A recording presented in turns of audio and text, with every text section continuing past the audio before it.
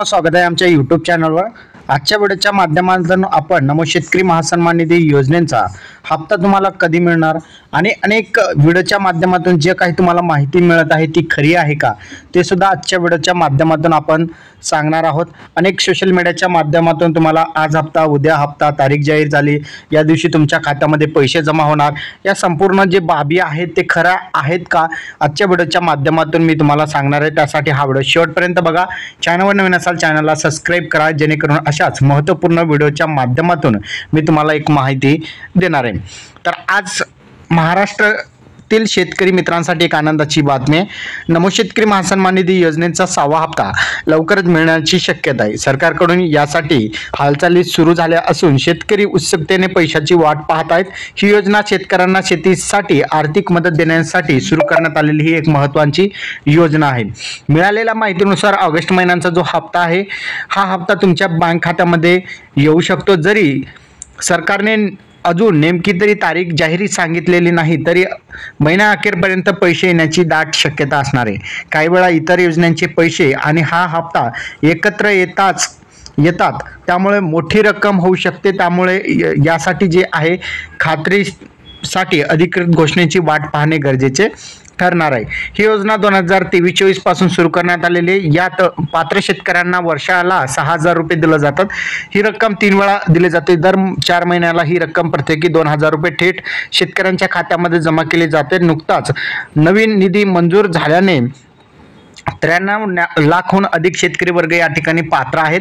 आता पैसे वेळेवर मिळावेत यासाठी शेतकऱ्यांनी काय करणे गरजेचे असणार आहे? महत्त्वाचं म्हणजे तुमच्या नावावर जमीन असणे गरजेचे आहे। जमीन असेल तर तुम्हाला या योजनेचा लाभ मिळणार आहे, जमीन नसेल तर या योजनेचा तुम्हाला लाभ मिळणार नाही। त्यामुळे तुमच्या नावावर जमीन आहे का चेक करा, जेणेकरून तुम्हाला जे आहे महत्त्वाची या ठिकाणी ही माहिती आहे। तुमच्या नावावर जमीन आहे का चेक करा। बँक खाते तुमच्या आधार कार्डशी लिंक आहे का ते चेक करा। तिसरं महत्त्वाचं म्हणजे तुमचं PM किसान सन्मान निधी योजनेअंतर्गत तुमचे KYC पूर्ण आहे का ते चेक करा। नसेल तर करून घ्या। त्याचबरोबर आधार कार्ड, बँक पासबुक, 7/12 उतारा, फार्मर ID तयार ठेवा, जेणेकरून तुम्हाला काही जरी राज्य सरकारनं मागितलं तर तुम्हाला त्या ठिकाणी दाखवता आलं पाहिजे। या योजनेसाठी वेगळी नोंदणी करावी लागत नाही। ज्या प्रकारे PM किसान सन्मान निधी योजनेअंतर्गतचे जे काही शेतकरी वर्ग पात्र आहेत त्या शेतकऱ्यांना मात्र या ठिकाणी नमो शेतकरी महासन्मान निधी योजनेचा या ठिकाणी हप्ता मिळत असतो।